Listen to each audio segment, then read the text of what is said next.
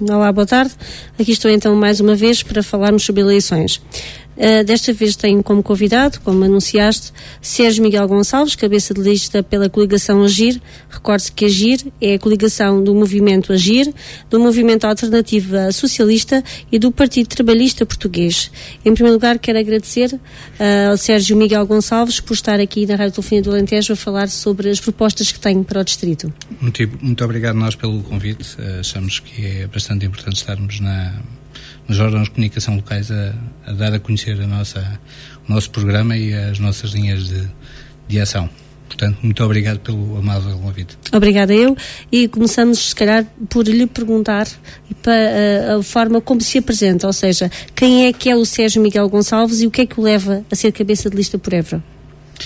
Sérgio Miguel Gonçalves é um cidadão português de 41 anos, pai de duas crianças, gestor de profissão e entendeu que neste momento da história nacional não podemos deixar aos mesmos de sempre a decisão do nosso futuro.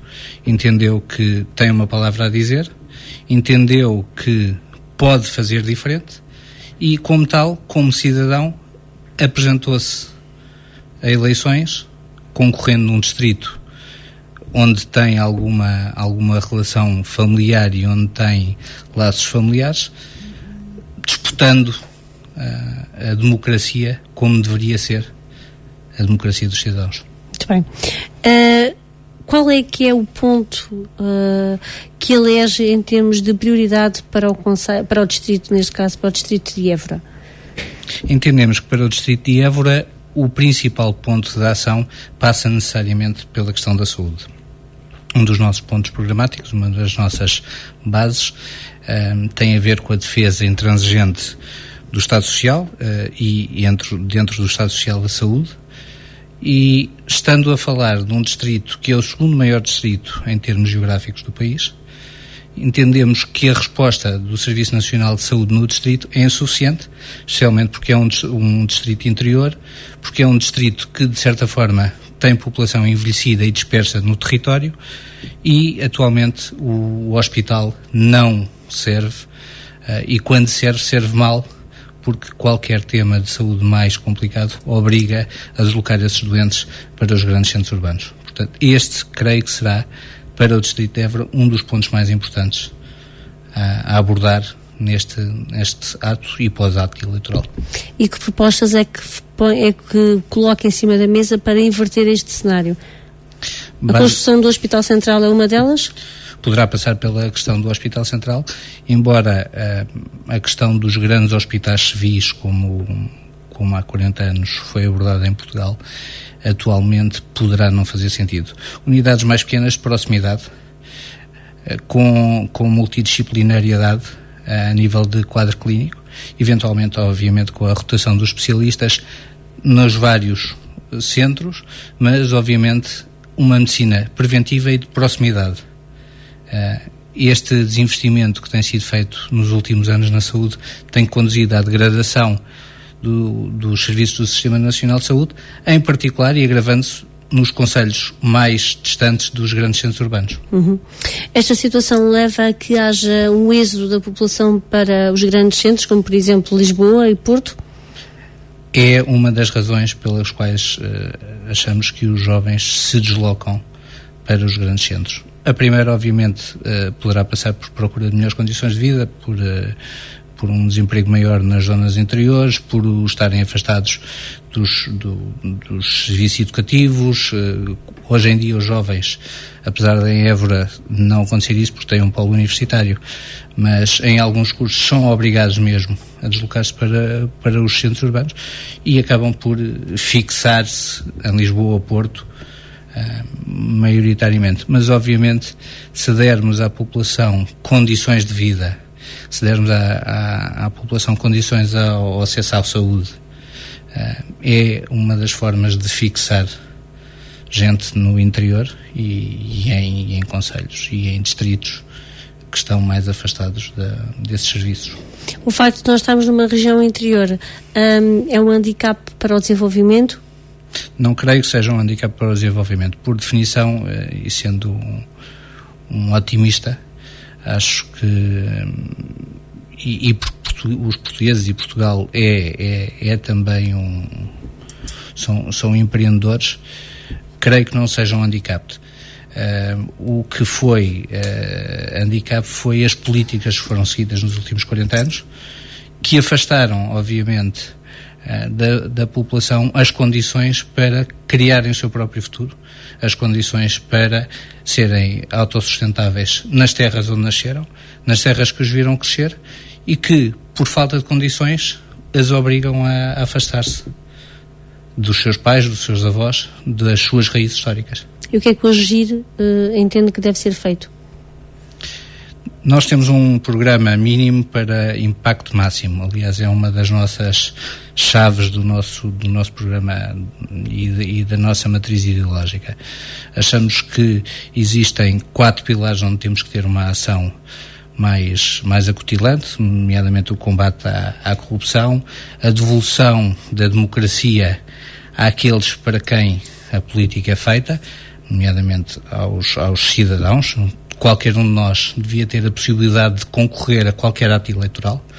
Por exemplo, aqui ao lado em Espanha, e falando num país que é muito próximo do Distrito de Évora, para constituir um partido bastam 2 assinaturas, bastam 2 cidadãos que se juntem e digam quero fazer um partido e quero fazer um partido regional. Aqui não, até para a questão de convocar um referendo precisamos de 75.000 assinaturas e aqueles senhores que estão sentados no Parlamento podem liminarmente não discutir, decidir que não discutem as propostas dos cidadãos e com isso, obviamente, afastam do poder de decisão os problemas dos cidadãos. O Agir propõe-se, e porque somos gente que não nos vendemos, a defender os cidadãos, porque achamos que não existem portugueses de primeira, porque estão em Lisboa e no Porto, e portugueses de segunda, que estão no resto do país. Todos os portugueses têm uma palavra e todos os portugueses têm que ter as mesmas condições. Qual é a vossa opinião sobre a tão falada e que já surgiu de tantos comentários, a regionalização?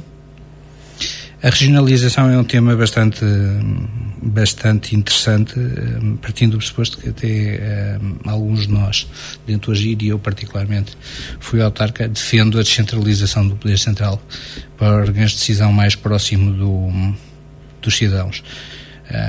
A política a nível de freguesia e de concelho é o mais nobre que tem para quem quer ter temporariamente, e eu entendo que a política deve ser feita assim, temporariamente desenvolver uma atividade política. Portanto, sou favorável à regionalização, sou favorável à descentralização dos serviços do Estado e à instalação de serviços do Estado nas zonas onde a sua ação é mais premente.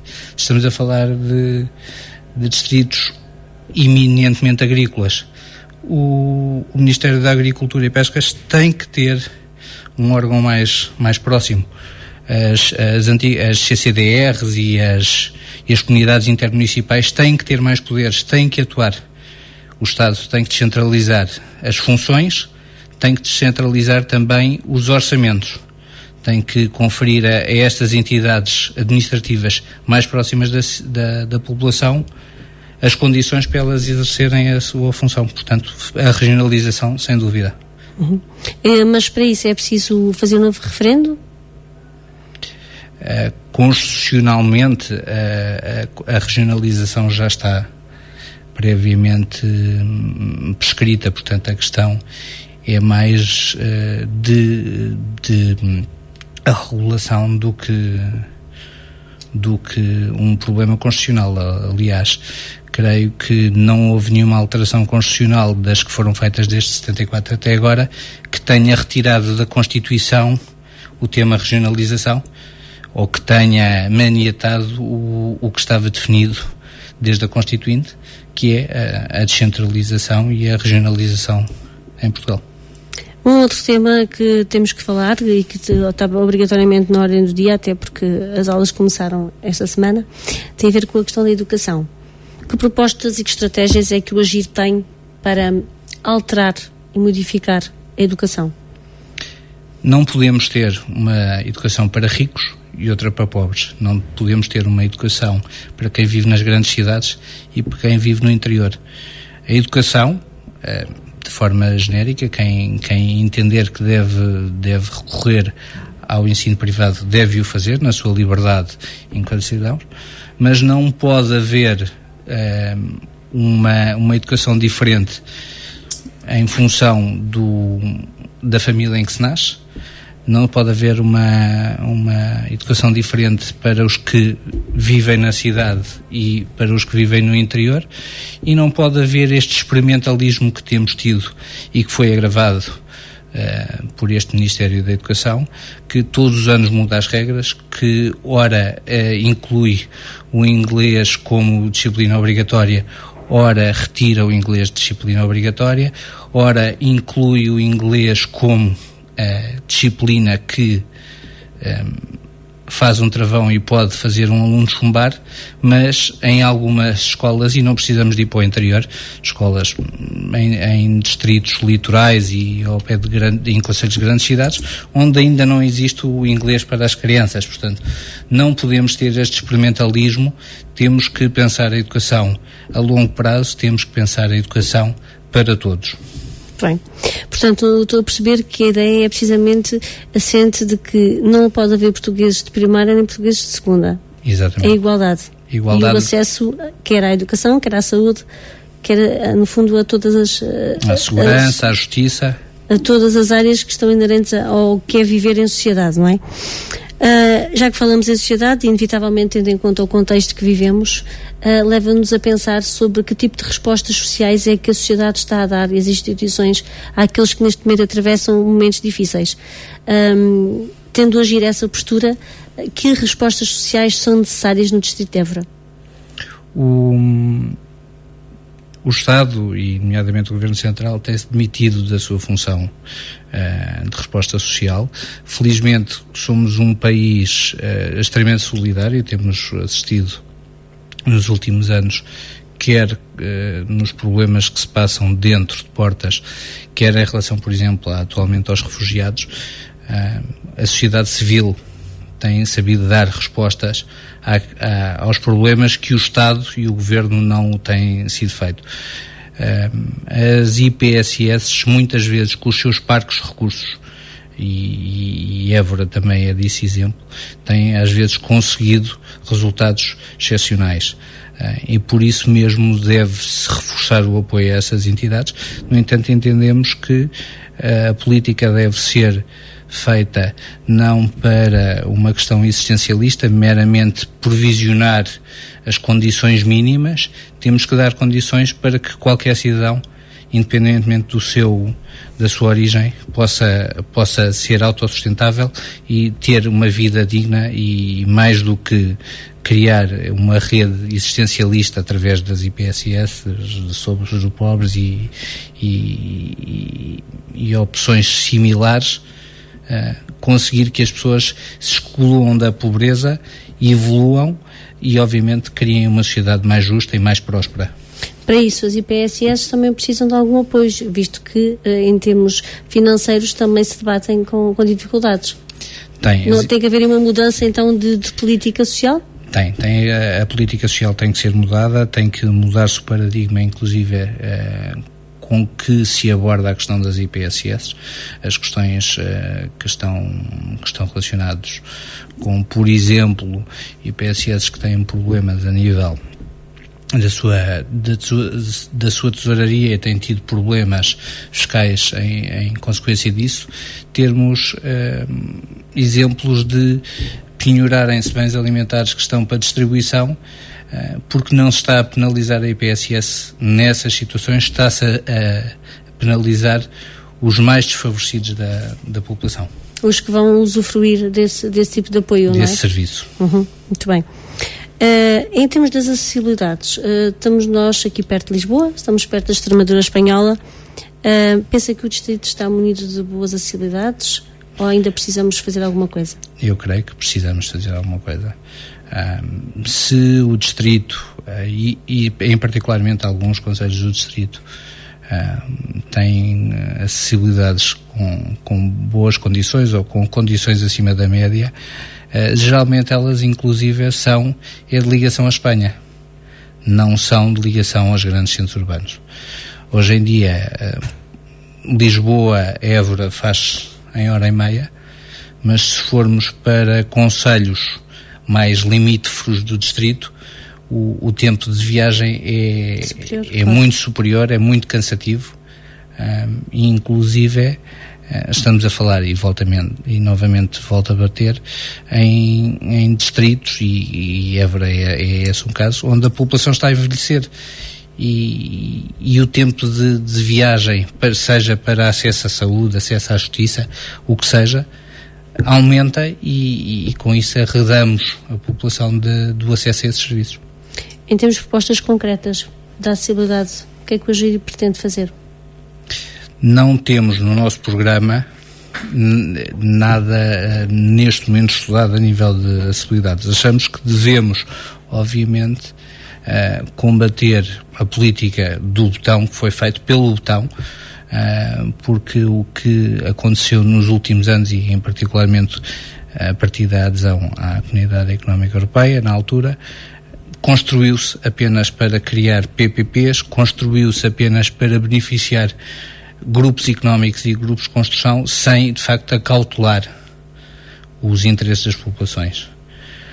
Os fundos vieram e não foi para melhorar, não melhoraram a vida das populações e, por exemplo, dos residentes no distrito de Évora, foi para construir as autoestradas que retalharam Portugal e que criaram assimetrias entre o litoral e o interior. A questão da ferrovia, eu pergunto isto porque tem sido um dos pontos que tem sido aqui também abordado por alguns dos seus colegas. Falam muito da necessidade de ela ser revitalizada, como forma de também promover uma maior acessibilidade.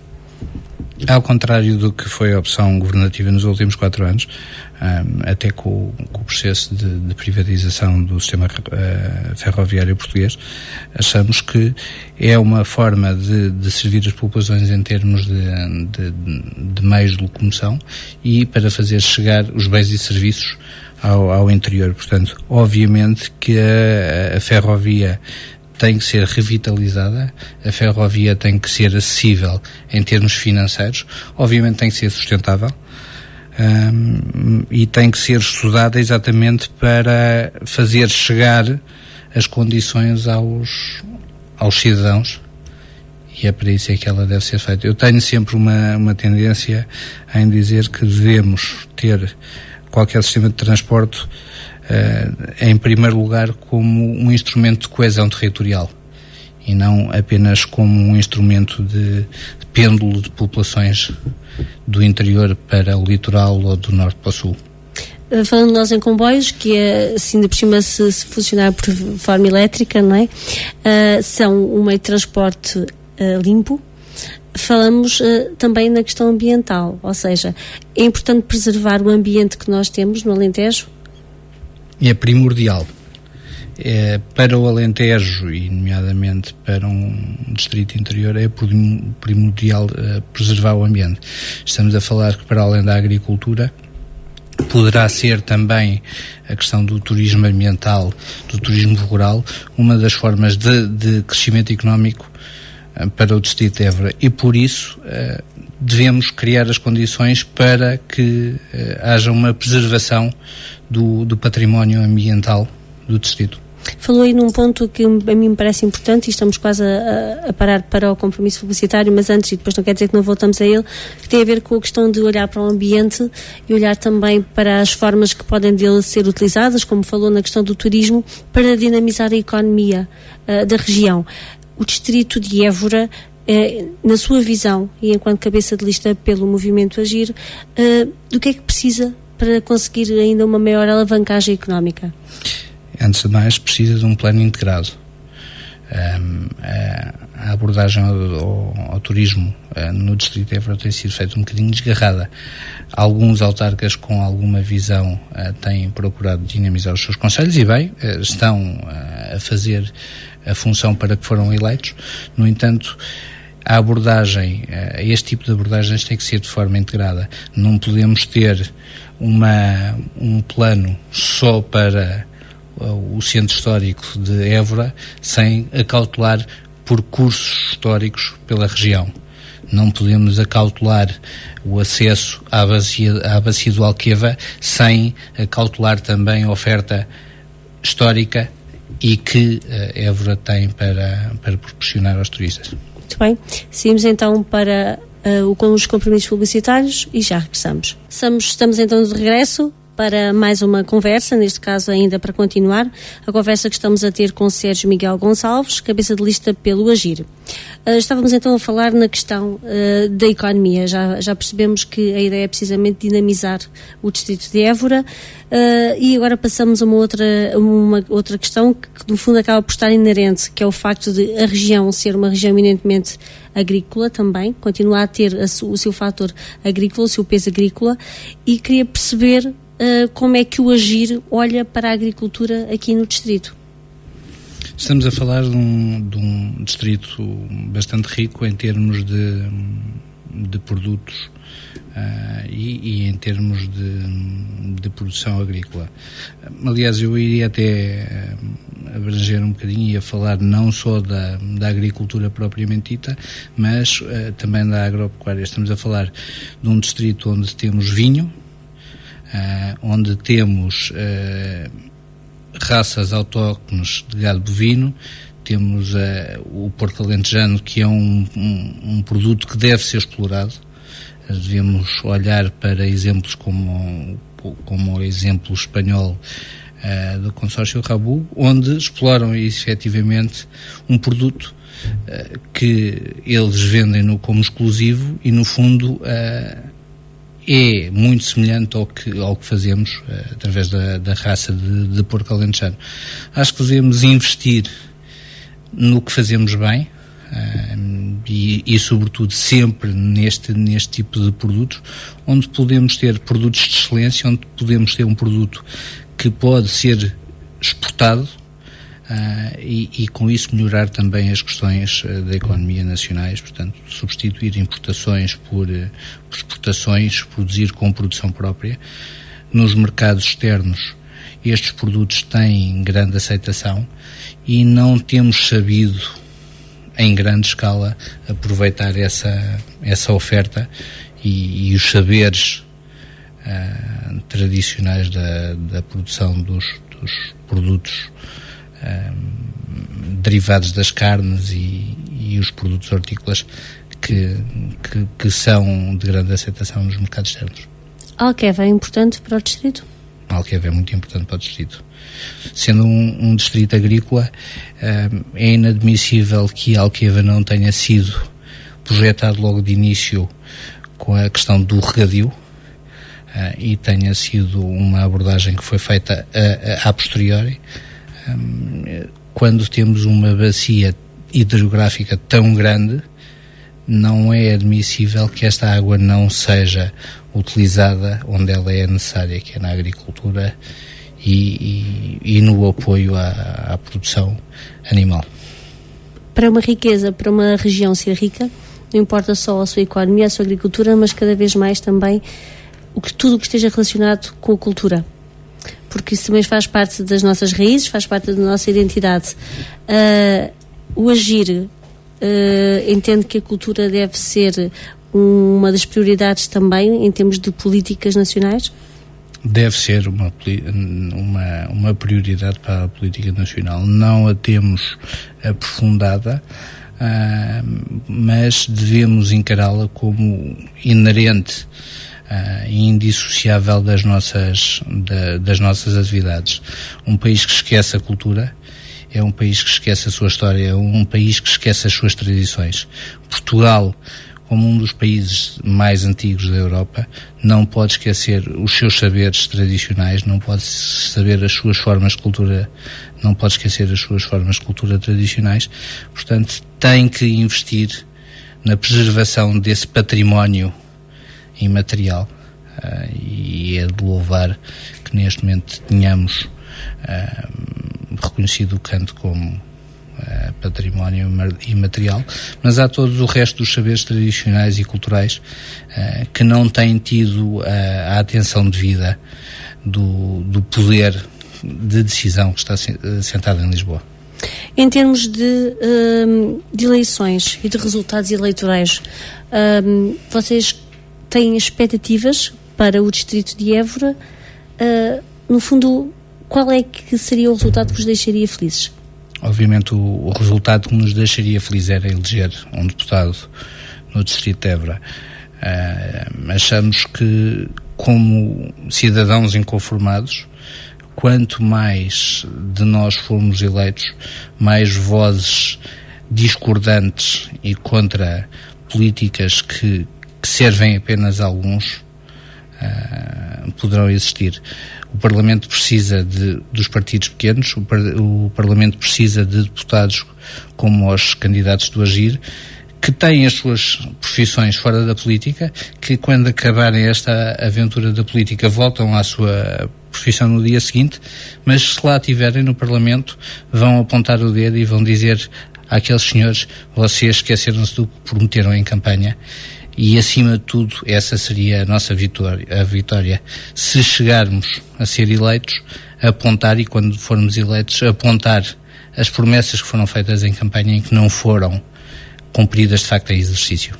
Uma das pedradas no charco, já que se é assim que se poderá dizer, do movimento Agir, da coligação Agir, é precisamente a luta contra a corrupção. Como é que se consegue lutar contra a corrupção? Entendemos que termos corruptos na política não é um fado, não faz parte do não é destino. Não é destino, não faz parte do código genético português. Infelizmente, a corrupção existe porque o sistema está corrupto. E quando o sistema está corrupto, é um sistema que tenta alimentar-se a si próprio e perpetuar-se no tempo. A política não pode ser um negócio de alguns, tem que ser serviço para todos. Os lucros não podem ser de alguns e os prejuízos todos. A corrupção é o que permitiu, durante décadas, o sistema financeiro apresentar lucros recordes anos sucessivos e esses lucros serem distribuídos para os acionistas, e quando vieram os prejuízos, eles foram tornados públicos e passaram para o Orçamento de Estado. Foram a correr a 6 bancos nos últimos anos, foram a correr a sistemas financeiros e a grupos financeiros que, depois de serem capitalizados, mandaram para o desemprego milhares e milhares de colaboradores.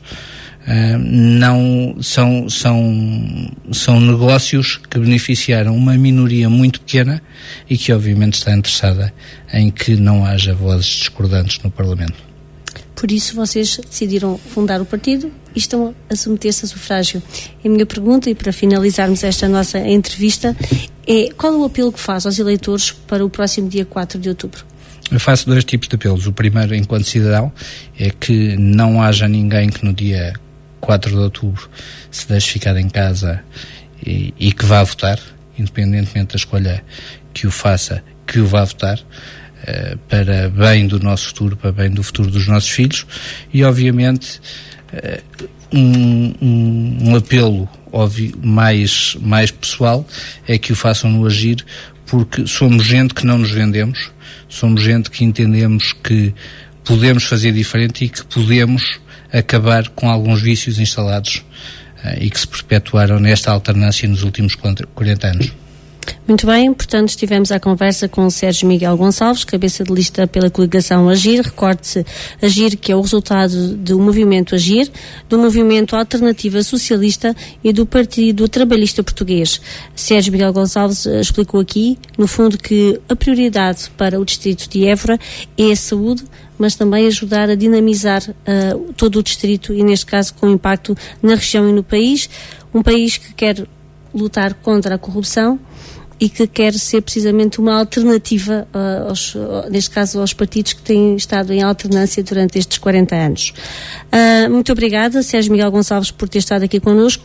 e espero que corra tudo bem e até no próximo dia 4 de outubro e até lá corra tudo bem em termos de campanha eleitoral. Muito obrigado e obrigado pelo convite novamente. É muito importante a comunicação social local ter estas ações para fazermos chegar à população as nossas mensagens. É esta a nossa missão. Por hoje é tudo. Mais daqui a pouco, provavelmente, e se assim se confirmar, voltarei com um novo candidato, um novo cabeça de lista por um outro partido aqui pelo Distrito de Évora.